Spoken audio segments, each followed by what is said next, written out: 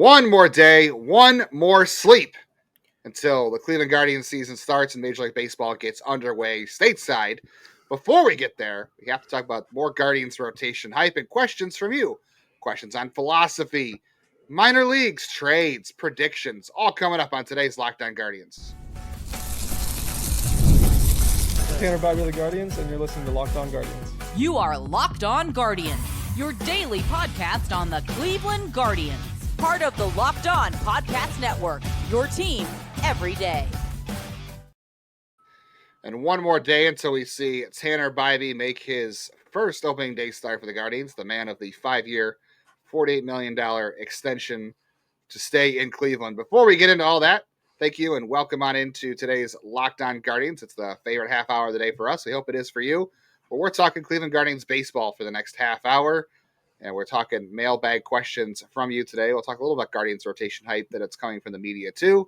But we've got a lot of great questions today, Jeff. We've got questions about breakout candidates, season predictions, trade candidates, philosophy changes. We've got a lot of stuff to get into today. I'm Justin Latta. I'm one of your hosts here. I've been covering the Guardians minor league system since 2007.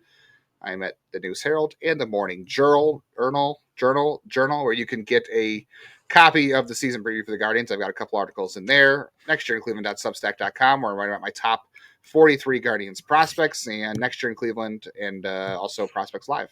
I really thought for a second you were going to call it the Morning something else. Ernal. You can put that together. I know that's why I'm like giggling to myself over here. Locked On Guardians after dark. We're having some problems with our words today. I'm Jeff Ellis. I've been here since they decided to start talking about baseball on this network of Locked On, back when you couldn't see us, when we were only a voice coming through the airwaves. Quick heads up. I always do this every year. Today, T-Mobile dropped their thing where if you have T-Mobile, you can get MLB TV free. So go check out the app and do that. I do it every year, and I always like to just alert people when it is the free MLB TV time of year. I should switch to T-Mobile because they use my favorite actors. $140 a year for MLB TV. Sorry, you guys are gonna see me like dipping off screen whenever I'm like have my cold and flu season stuff. Yeah, it's only March, no big deal. I should switch to T-Mobile because they have my favorite actors as their promo guys from Suits and Scrubs, and they also have free MLB TV. I should really switch to them. Comment below if you're a Suits and Scrubs fan. I want to hear from people if you're into that. Those are my two favorite shows of all time. I've never seen one episode of Suits. Oh, you've seen Scrubs? I've seen Scrubs. I've seen most of Scrubs. I enjoyed Scrubs. I've seen both those shows way too many times to even I want to admit it. So it's my favorite shows. But comment yours below if you like any of those shows, other favorite shows below. Eno Saris, one of our favorite baseball writers, he had a season prediction column, some bold predictions and whatnot. Guardians, in his bold predictions column, a top 5 rotation. A lot of that having to do, I believe, with Gavin Williams' spring training hype. Yeah, best stuff plus by his metrics. Likes Tanner Bybee, likes Luis Ortiz a little bit. He likes the depth of Joey Cantillo, even though he's in the bullpen. Do you buy the Guardians, Jeff, as a top 5 rotation in Major League Baseball this year? I don't, because I don't know, like I want to, but like it's just that's like top 5 is hard to get into. There's a lot of really solid, like Philadelphia's rotation is tough. The Dodgers are the Dodgers. Like it's going to be interesting to watch and see. I know that's only 2 rotations I mentioned, but Texas I think is going to be much improved. It's top 5 is an amazing thing to be. I would buy top 10, and I will gladly be wrong. Like I am hoping that I am 100% wrong. Speaking of Eno Saris, I did want to point out he was talking too in that piece about most added bat speed. And like how that can, in that section, he was talking about how it could show a Nolan Arenado bounce back. By the way, Gabby Arias, 3rd most added bat spring when you compare speed to his average bat speed a year ago, and Schneemann 8th. So it's interesting that both those guys were in the top 10 in most added bat speed when you're looking at their 24 data versus what they've done so far in the spring. By the way, bat speed while saying Schneemann, not an easy combination. We've never had it. Yeah, words are important on a podcast, Jeff. We're having a hard time with words today. Words are hard. Me think, why say many word when few do trick? Comment if you know that one. I hope everybody knows that one. Yeah, the bat speed thing, like we know Gabriel Arias has good bat speed. We know he hits the ball hard. That doesn't really change anything for me. Like I know the guy hits the ball hard and he He's swings improved hard. it, though. I mean, third biggest improvement. I mean, we've talked about hitting the ball harder leads to better outcomes. So if he's got a pretty sizable jump. You talked about like Brandon Drury, and we now found that he's hurt, but like you talked about, you're like willing to buy in whole hog on Brandon Drury, who is like 0.4 higher in terms of at bat speed than Gabby Arias. Like it's there in the Drury was 2, he was 3. So if you're buying in on Drury, then you should be buying in on Gabby as well, right? No, because Brandon Drury has seasons of real success. He's had an 800 OPS for a season recently. Gabriel Arias is not. I need to see it first. I need to see. Who also makes great contact, Jeff? Hard contact is Johnathan Rodriguez. How do we feel about that? And Tyler Freeman, honestly. It's just how excited we are about the outfield for the first time in a long time. So I don't know. Again, all this stuff is just confirmation bias to support the things we want to believe and the things we don't. As far as top 5 rotation, I think you're absolutely right. Like I think the Diamondbacks have a great rotation. I think the Tigers have a good rotation. They got Alex Cobb. What more do they need? Who's already hurt, by the way. Who's already hurt. And by the way, Javi Baez is playing center field in spring training for them because they don't have anybody else to do it right now, and they're trying to find room for him. That's why I don't buy all this stuff on the Tigers. Like, I'm not saying they're not going to be good, but I don't buy, like, everyone's saying they're the hot pick for the division this year. That assumes they're going to replicate their second half. And we know development's just not linear, and they're already being tested with injuries and depth. So, like, I would cool it a little bit on there. We're going to answer a question later about how many wins it's going to take to win this division. But yeah, the Red Sox have a decent rotation. The Yankees have a great rotation on the injured list. The Mariners are still the best rotation out there for my money. Yeah, obviously the Phillies are good. So yeah, top 5 might. Dang, how did I forget them? That's just. I mean, I think Seattle's the best. No, you're right. I would take them over the Dodgers even, because the Dodgers. I mean, I know the Mariners also have injuries too, but yeah, a top 5 is going to be tough to crack. But you're right, 100% top 10. I can buy top 10, as long as Luis Ortiz has not walked, the entire city of Akron or. Where are they playing their opening season? Kansas City. If he hasn't walked the entire city of Kansas City to start the season before we go there. All right, Guardians also have. We're going to get the mailbag questions in the second segment today, but final tune-up for the Guardians before the regular season starts. Obviously, we're going to read in all the stats from this a little bit. I don't know. We were talking off air, Jeff, and we were talking about exit velocity and how this all matters. Obviously, I'm buying in hard on Nolan Jones, a 110 mile an hour single. I'm going to say that means that Nolan Jones is 100% healthy and he's going to have a great season because he hit 110 mile an hour single. That's how we do this, right? But we'll ignore the entire spring of Gabby Arias doing it, but buy in on this one time of it's Nolan not bat speed. It's an actual result. Bat speed leads to bat speed is one of the major components of exit velos. And when Gabriel Arias has a 2020 season and he challenges to hit 400 or win a batting title, like some people say, I will buy in on Gabriel Arias' changes. But for now, Nolan Jones has those things on his resume. Every day, I will buy into them. Is right now writing a comment that's positive about me and asking you to be replaced. Probably that's what's happening right now in the comments. I don't know. I love looking at this box score. I think I tweeted. I said Jason Churio had 108 mile an hour single in this one. Travis most underrated prospect in the system. Churio. Even though he's a top 5 guy, I think he might be the most underrated prospect. Not Cooper Ingle, really. Okay. Because everyone's hot on Cooper Ingle right now. Like he was in how many like top 100s and things like that. I just think if Churio doesn't get hurt, he is easy top 3 in this system right now. I think he is top 3 in this system. He's 3 for me. He's 3 for both of us. For me too. But you and I cover this system in depth, and everyone else does not. I'm saying outside of the people who aren't you and me, who have a sick disease when it comes to the minor leagues and our coverage. He's not top 3 pretty much anywhere else, and I think he would be if everyone else got to see what we have seen. Yeah, I mean, he was top 100 other places too, but yeah, I think this year will be the true breakout for Churio. Like he'll really start to really pop a little more. So the exit velocity is good to see there, and yeah, Bazzana 107, Kyle Manzardo 104. Hit a homer off that, so at least the shoulder is healthy. Joey Cantillo and Travis McKenzie, Triston McKenzie. I don't know why I said Travis, because I just said Bazzana. Both pitch out of the bullpen. How about Triston McKenzie in this one? Averaging 95 with this fastball. He threw 95 to 96 in this one. He can do that. He can do that, but out of the bullpen, he really can do that. And he only got 2 swings and misses. And he threw 21 pitches in 1 inning. But, I don't know. I guess we'll see if that plays. By the way, 20 inches average of vertical break on the fastball. Like the fastball metrics for him are fantastic. If this guy I don't want to let myself get sucked in here, but like if this move helps him, could he be go Gaddis? Could it maybe just be the other thing, where this is just a new permanent role? Or Gaddis or Carrasco. I don't know. I might let myself buy into some Triston McKenzie hype that this role actually helps him professionally, like you said, whether it's Gaddis or whether it's a Carrasco thing. I might let myself buy it. I don't know. Hope springs eternal. I've been hurt before. I'm ready to be hurt again. Joey Cantillo looked really good, I thought. 11 pitches. The induced vertical break on his fastball again, 20 inches as well. Threw a bunch of change-ups too. He had a great inning. So everything is good on the dress rehearsal. Everybody did not break a leg in that game. Everybody looked pretty good. So the next time the Guardians play a game, it will actually count. So Jeff can actually care for the first time all season. I might watch. He might watch. I might watch. Kansas City, yeah. All right, we got some good. I'm a busy man. I got a lot going on. We'll see. We got some good mailbag questions to answer. Hopefully Jeff wants to answer those. He's got a lot going on, but hopefully Jeff has time. Do you have time for the mail today, Jeff?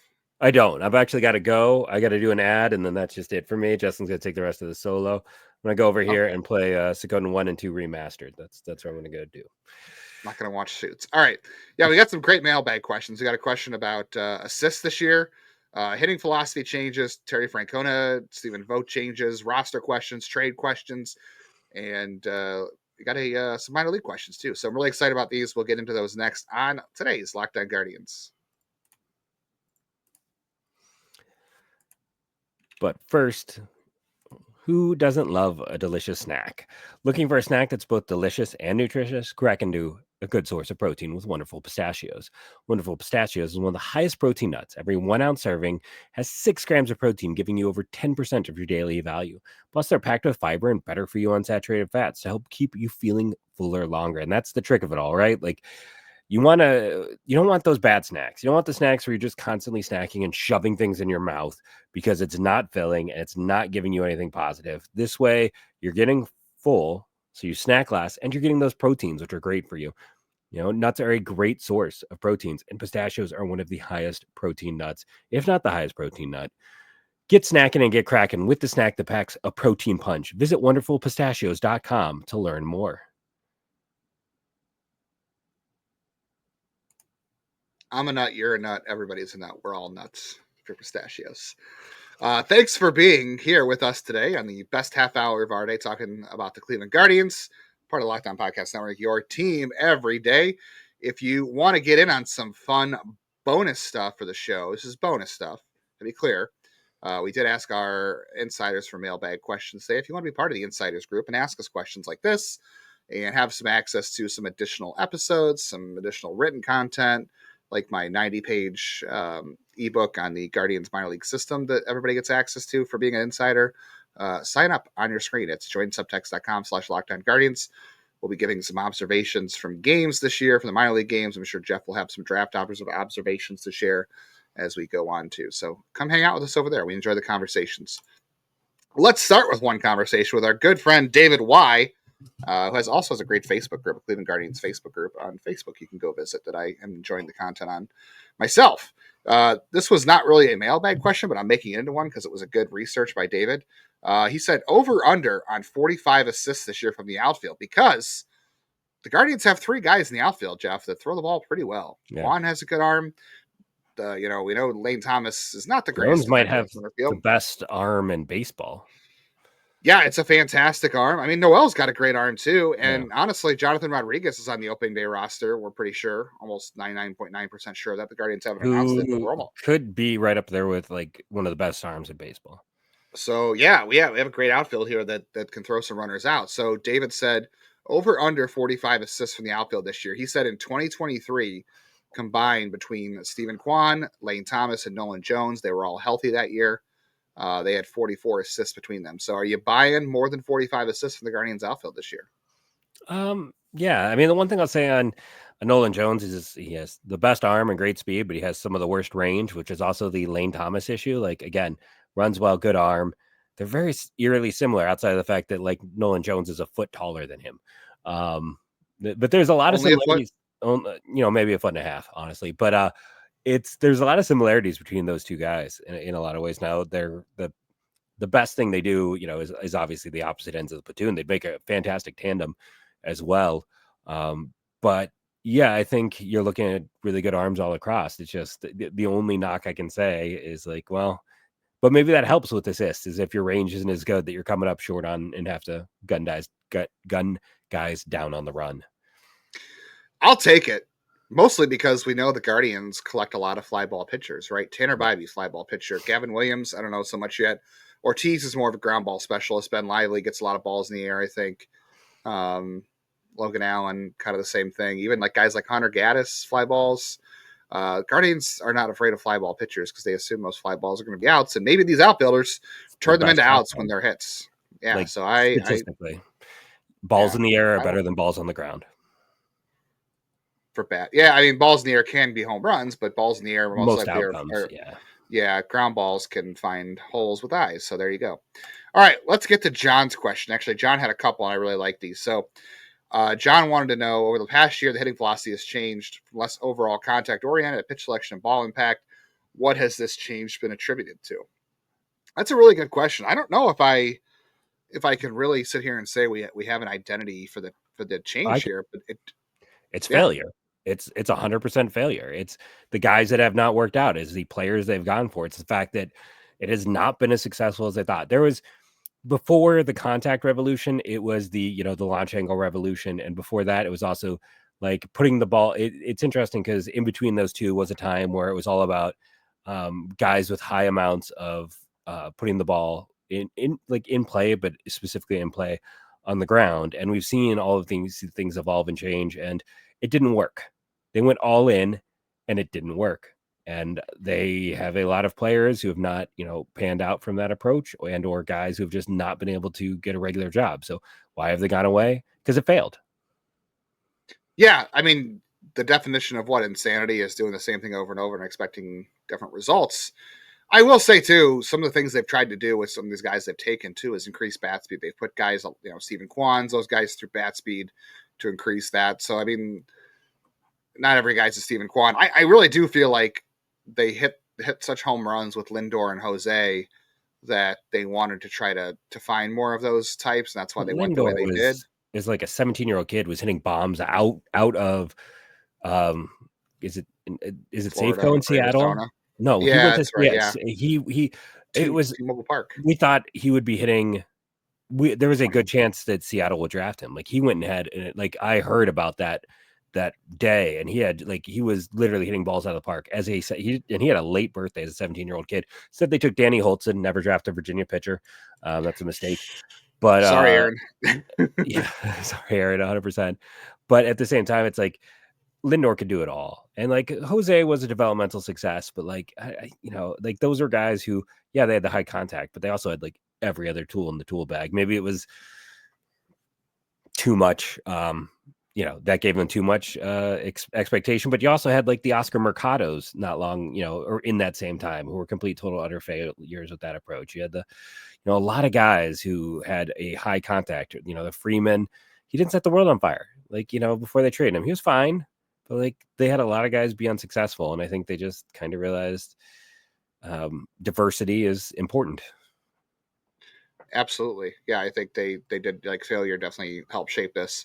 I mean, they still take a lot of the same guys, to be fair. Like, look at the guys they took last year in the draft. Your Garrett Howes, the hitters they take still have similar strengths, but yeah, we'll see how much that really changes too. They invested their money in pitching.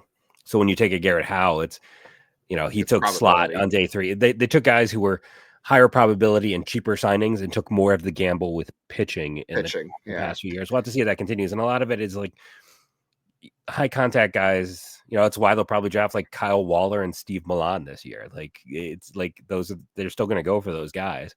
But, in general, like you can't, power's expensive. You have to pay for it. And that's not what they also take their risks in the first round. Ralphie Velasquez, Chase DeLauder. So those are all risks. Bo Naylor was a huge risk too. Everyone's been outside. Bazana's the only safe guy they've taken. And I would even call him, quote unquote safe. He's got a lot of upside. We got another question about Travis Bazana coming up in this one too. John also wanted to know, Cleveland's had guys like Stephen Kwan and Hunter Gaddis and Cade Smith come out of nowhere to be key contributors. who do we think that could be in 2022? I think our answers are going to In be the same. 2022, I can do that. Oh, similar to 2022. So Oh. who it'll be for 2025? Sorry, I can read. I promise. I already know who my answer is going to be. I don't know, key contributor. Like, are we talking draft? Are we going? I mean, if you want that kind of like further down, it might be Schlesinger because I do think he's a reliever. I think it could be No, Aiden I think Mason. he's talking about major leagues, like Okay, major league so impact. like someone this year, like who could. Similar to Quan Gaddis or Cade Smith. My answer is there isn't one. Like, not from that further down. Like those guys, like Gaddis was a pretty high like prospect, but when he finally broke out, he's more of a guy in the teens. Quan was like back end of the top 10. I don't think there's that guy to me this year. I think he's just saying a guy who's going to contribute to the roster this season that we're just not thinking about that will have an impact. Like, who's going to be the breakout player on this roster this year? I don't think there's anyone in the upper minors that stands out to me. I can't think of anyone. Okay, I'm going to go with Parker Messick. I'm going to say Parker Messick. To me, he's already broke out. Like, no, but I'm not saying break out. I'm saying a guy who actually is going to make the roster and have be on the roster at some point. I think it's going to be on the roster. I don't know. And my only reason to debate you on that one is like with them starting him in Double-A and the way they slow play the heck out of all their pitchers and their depth. I almost feel like it's going to be hard. Nikhazy? You know, it's you got to get through Nikhazy. You got to get through all those.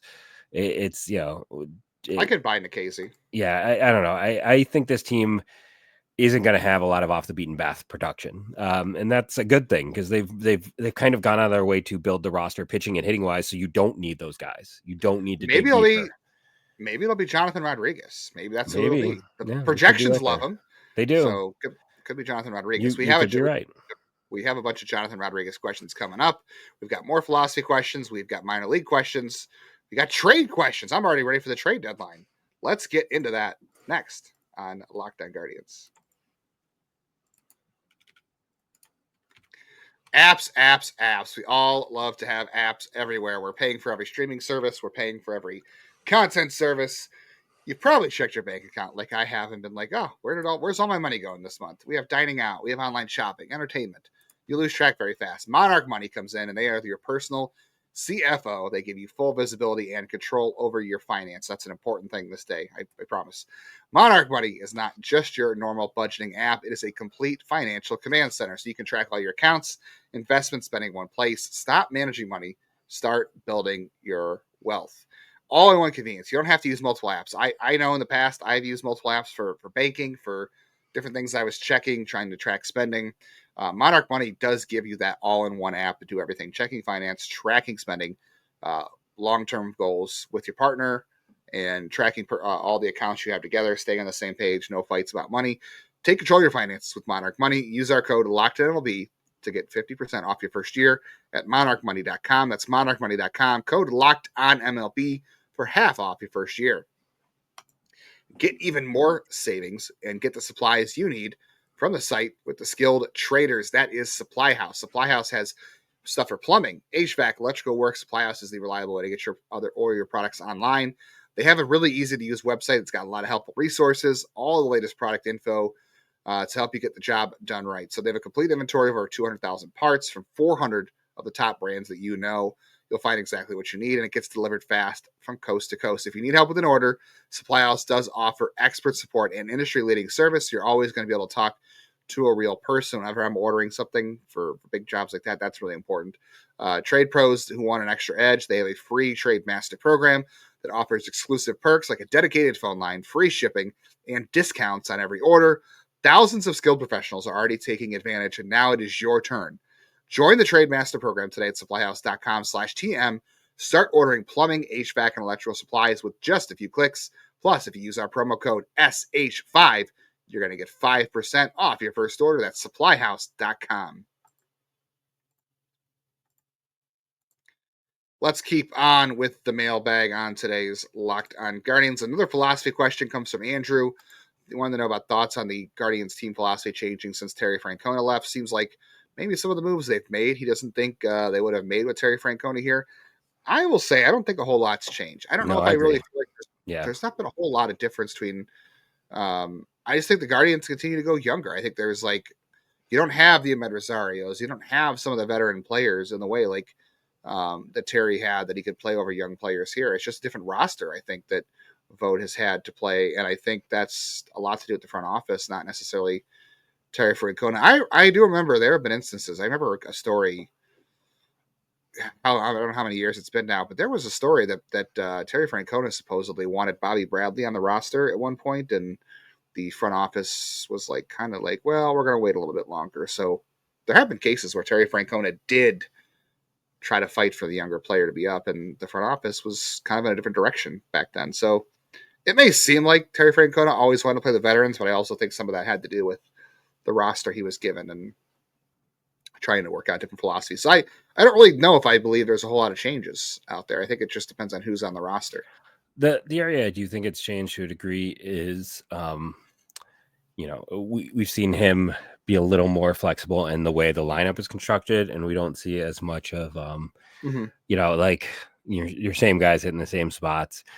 And there's, some of the things they've gone to. There are some new thoughts and ideas, but I don't think it is a monumental shift overall. Yeah.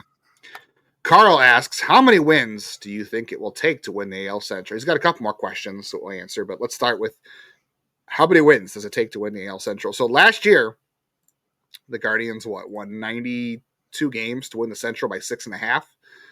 I'm going to say it only takes 90 this year. I don't think it takes more than 90 to win the Central this year. I know I said 80. I said 85 a year ago, and I was obviously wrong. I'll say 90 this year wins the AL Central. I was thinking 88 was my initial thought.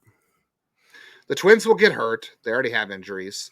The Tigers, like I talked at the top of the show, already have stuff going on. The Royals. Every team's got a bunch of question marks. No, it's like, I know a lot of people are like, I don't feel good about the Guardians because they got like 4 or 5 questioning positions. That's every team. Like the Twins have Ty France at first base, and they've got, multiple guys. You said Javi Baez in center. The Royals are still projected to have the worst offense in this division. Like it is, it's a crazy group. Yeah. Carl asked if Daniel Spino's throwing yet. He is on a throwing program, so that's good. I don't know if he's like actually off the mound, but he's doing some throwing on the side, so that's good. And then an update on which minor league affiliate of the Guardians should have the best talent on it. I'm torn between Lynchburg and Akron, because Akron's going to have your Travis Bazanas. It's going to have a lot. Is he going to start the year there though? I'm pretty sure that's where he's going to start the year. Travis Bazana. You're going to have CJ Kafis start the year there. I think you're going to have Cooper Ingle there. Parker Messick is going to start there. Janelle would be there as well, right? I mean, he had more time in high A than I think Janelle will start. I think Hanau will start in high A because he was only there half a year and he's a little bit younger. So I would not be surprised if Hanau has a little more time there, but we'll see. I mean, I did hear that Milan Tolentino is going to AAA. But so is Jordi Valdez. So actually, now at AA wouldn't shock me. So because he was kind of slow over. He was. I mean, it wouldn't shock me if Hanau's at AA. The other side of this is how many of these high school pitchers are going to be in the Lynchburg rotation? Because Lynchburg's going to have Francisca. It's going to have Morejo. It should have some of these high school pitchers. Maybe Rafe Schlesinger. I don't know if he'll go to Lake County or not, but like, there's a real chance that Lynchburg's very exciting too. I bet he starts off at just the way they're going with pitching at such a slow level. I think it's Akron. If everyone gets that bump, if they don't take the glacial place, then I think it's Akron. They'll have a high amount, but I agree. There's a clear top 2. Don't count out Lake County though. You're still gonna have Kozar. You're still gonna have like guys like Don DeLucia. I think Lake County's gonna have Hartle and Kennedy, which will be fun. Tugboat will start in Lake County again. Jason Churiel in Lake County. So actually, all 3 affiliates below AAA should be exciting. AAA is. I feel like there's a gap. Like they have a lot of names, but it's not as many of the elite guys in Lake County. Like yeah, your elite guys are going to be in the other 2 levels, but it's still very good. Don't get me wrong. I don't want someone to be. I think it'll be a fun year to watch the minor leagues again. I believe outside of AAA will be just kind of weird. Drew said, Vogt and company not telling us who the 26 man is. Does that indicate they're pursuing a trade or a free agent signing? I definitely think they are scouring any kind of trades or waivers out there that might be possible for them. So that's why they're not saying it. It's the same case as they did a year ago with Cade Smith. They told Cade Smith he was on the roster unless they make a last minute move. They haven't announced it for Rodriguez yet, but it's Rodriguez if they don't make another move before that. So I think that's exactly what it is. Yeah, I got nothing to add. That's all. Agreed. Yeah. Jeff says, is the 20, he wants to know if the 20. I didn't say that. Yeah, you didn't say that. Jeff M said this. Love Jeff M. 26 player, is it going to rotate between Rodriguez, Brito, Martinez, depending on matchups, similar to the Tampa Bay Bullpen Express a couple years ago? Can't do that. The Cleveland legend Hunter Wood. I will say it's going to be Rodriguez early on for sure. I could easily see Martinez coming back up and giving them something different if they need it. I don't know about Brito. I think they'll leave Brito off for right now because they're going to go with Arias and Schneemann at second base. But I could definitely see, like in a month from now, Martinez coming up because they're not facing as many lefties, and Martinez can kind of be a different guy off the bench. It's not going to be like the Bullpen Express, and it's not going to be depending on matchups, really. It's going to be like who's playing well, who isn't, just because you can't do that anymore. That's part of the rule changes. Like when you send a guy down, they have to stay down for a set of time. And I believe just like pitching, you can only call a guy up so many times. I believe that's all minor leaguers. It's not, so you can't really, when they had the Bullpen Express, Major League Baseball did not like that and went out of their way to make it so that's not a thing. Yeah, I know. Like there's still the 5 option rule for sure, but they will probably monitor the matchups a little bit as much as they can. I would say it's just so hard to really monitor a matchup when you're talking about a bench guy. Like they're just, if a guy's playing well, they'll probably stick with him, and especially because they look like they're going to have multiple platoon setups. That it's, I think, unless guys really struggle or really excel, it's going to be, we know they're slow to make changes, consistent early on. Well, Johnathan Rodriguez, Josh wants to know, get a legitimate chance to be a right-handed platoon bat, or the roster needs to see him in AAA soon? So similar question. I do think early on he will play against lefties. And like you said, that'll depend on how well he plays. But if they get into a situation where he just isn't playing enough, I could see him going back down to AAA for a guy like Martinez. I do feel like that might happen. I feel like Martinez has more of a prospect value than Rodriguez. So if someone's going to not play every day, I think that it makes more sense to lean to Rodriguez. But that's just me. Yeah. Matt M. This is a devastating question, personally. Feels like we have some decent depth to deal with an injury at every position except catcher. If Bo goes down, play Hedges every day is not an acceptable answer. Not really a question, but the idea of Bo Naylor goes down, it is very dark. I mean, I'm a big Cody Huff guy. I got to be honest. Like, I am too, but the offensive level for Cody Huff is nowhere near as high as it is for Bo Naylor. Well, Bo Naylor's offensive level was not very high last year. Potential. I mean, we can talk about potential till we're blue in the face. He has had 2 years up, and he's had 3 good months. Like, he had a terrible debut. Like, there's no other way around it. A terrible debut. And then he caught fire. And outside of that catch fire period, he has been miserable as an everyday offensive guy. So, like, I mean, what we have seen the last 2 years from Bo Naylor, you get rid of those 3 months, which isn't fair to him. And I do agree there is ceiling and all of that. But you can get very close to replicating what Bo Naylor has done so far. Which isn't good enough. That's what he's saying. If Bo goes down, we don't have that ceiling anymore. And here's the other thing too. We don't even know if Bo is going to do more than what he has done. Like the Guardians, I mean, it's words, but the Guardians are pretty excited about the work he did in the offseason. They're excited about every player. They've never had a player they're not excited. I know, but they did make some special mention about Bo Naylor's work in the offseason, the swing. I will say I thought he looked better this spring training, but we'll see. I'm still a buy on Bo Naylor because it's our Stock Watch Wednesday. I am still buying Bo Naylor. I said I was holding his stock because again, we saw a bad 2021 from him and he turned it around in 2022. So I believe he can adjust from those things. So I'm still buying on Bo Naylor's ceiling. And even if he goes down, you can't just assume Cody Huff's going to play. We know the Guardians. If Bo Naylor somehow went down, let's be honest, they are turning over to Austin Hedges. They are not turning the keys over to Cody Huff. That's just it is what it is. I don't know. I don't know if Hedges can stand up to that. I don't know if they're not trusting a kid like Cody Huff if for a full season if something. No, I mean they'll probably try to trade for someone, honestly, but let's just hope it doesn't happen. They can't have Hedges isn't going to hold up, and I mean at the same time, they went to Naylor when he wasn't ready, and they worked him through it. Like he had to do that on the fly. He was ready. Defensively, he was not. He was still biffing balls and missing. He was not there. It took him a full season to get even close. And I would argue Huff is where he is defensively now. Oh, I agree with that. Huff is the superior defender. Yeah. But for the odd thing now about Bo Naylor is his glove is ahead of the bat, which is 100%. not something either of us ever thought we'd say when he got drafted. Agreed. Yeah. Nolan asked, speaking of trades, how aggressive will the front office be if we are in first in the Central and top 2 and 3 in the AL? This is a good farm system. and that'll be post-draft. I do believe if this team's in first place, they committed, they shuffled some money around. This team has never not traded for something when they've been in that position. Like, when they're legitimately in it. Yeah, like 2013, they added Mark Sapchinski, but it took them a 10-game run at the end of the season. But 16, they went out and added Andrew Miller, and they added Coco Crisp, whatever that's worth. 2017, they did go out and add Jay Bruce. They paid for his contract. The Yankees wouldn't.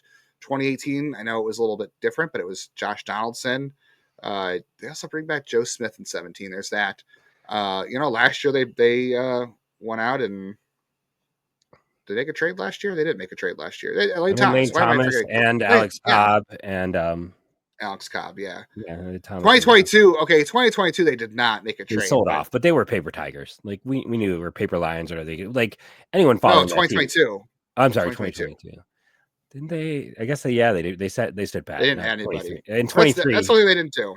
They were sold off. So this is a good farm system. I think they will have the pieces it takes to make a trade. I think you and I finally agree. We've been talking for a while now about how the system just lacked impact tools that other teams were not interested in. I finally think they have a farm system that they're going to be able to make trades to other teams if teams want to trade with them. Remember, the big thing about the trade deadline is you got to have a partner to dance. That's the key. Yes, other teams have to be willing to trade, and we have some of these teams who are fighting in the middle, and they're okay with being the last wild card. You got to have other teams besides the White Sox and the Rockies to trade with, and the Marlins. Those teams you could trade with if you find a piece. All the White Sox wouldn't trade from last year, but you got to find other teams to be willing to trade with you. But I do feel like from the Guardian side of things, they finally have some players in the system that they're going to be able to make trades with. They have impact tools to trade finally. So I think the front office will do everything they can. I do believe that. No, I think the biggest thing is, will the resellers, and if they are, do they have anything left? Too many teams are in it because of the expanded system. So it's just that's the key. Is there going to be teams to trade with? Yeah. Good friend of the show, Stacy. Always like Stacy. Thoughts on Angel Martinez, fan thought looked promising in limited action last year, had a tough year. Do teams still see him with the future? Is he a succession plan for center field? Is he a super utility guy? I don't know. I'm not sure. I think this will be a big year for him in terms of determining where things go for him. If he really rebounds and shows something this year, I think he could still find himself as a starter in the future. If he does not, then it looks more like a super utility thing. I'm inclined, because of his approach, to say he's more likely a good bench piece. I need to see a better approach from him at the plate. He has been, like I said, going through his data yesterday, it's he's been surprisingly effective against righties and lefties. I think there's a situation where he can make it work as a starter. I don't know. I think more than likely it's super utility. Maybe it's like a Tony Phillips type of role to bring a name out of the past, or Ben Zobrist, where he is playing every day, but he's playing all over the diamond. So, everyone gets a break, and that day Martinez plays that position. That might be his best role, honestly. Yeah, I could see that working for him too. It's hard for young players to do that. It does take some time to develop the ability to do that. So I think it's going to be tough to do that with him, but I do think he has the talent to do it. I think it's there. Last question from Granny B71. Where's Travis starting the season, Akron or Columbus? I think I agree. I think it's Akron. I'm pretty sure it's Akron. With all the names I've heard going to Columbus so far, I would say Akron. There's no way they're having him skip AA. No one skips AA. Well, I think the question is too, will he start a little bit in Lake County? I think it has to be Akron. Yeah, I mean, I think it's Akron or Lake County. Those are the only places to me that I can see it happening. I wouldn't be shocked Frias, at all. But Yordes Valdez and Milan Tolentino are all in AAA, so I think that the door is open for him to be in Akron. They're not going to have him skip AA. They never have anyone skip AA. No one skips AA. No. Jose Ramirez skipped high A, but that was as close as it gets. And then she also wanted to know if Juan Brito will be up sooner than later if Arias falters. Yeah, I don't know. I really don't know what the leash will be on Arias. I'm very curious. They'll definitely let Brito get himself comfortable in AAA and see if he takes off.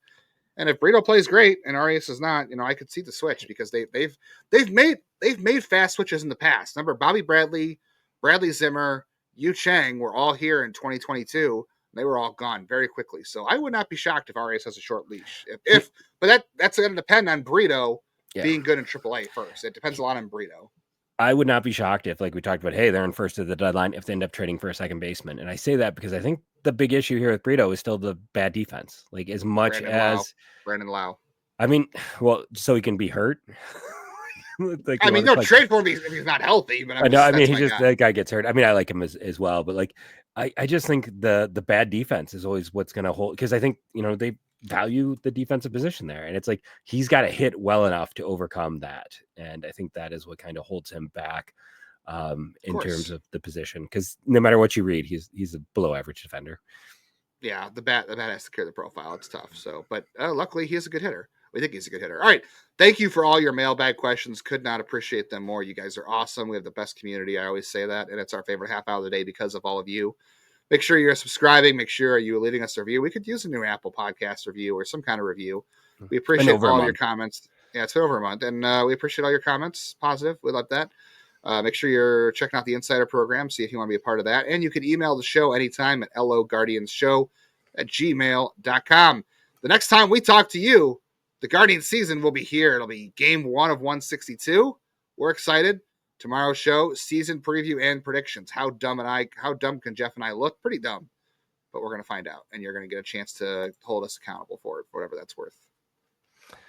Thank you all for joining us. Remember to rate and review, download daily. It helps. Again, do that iTunes review. We're over a month since our last one, so if you haven't left one, it's those little things you can do to help the show continue to grow.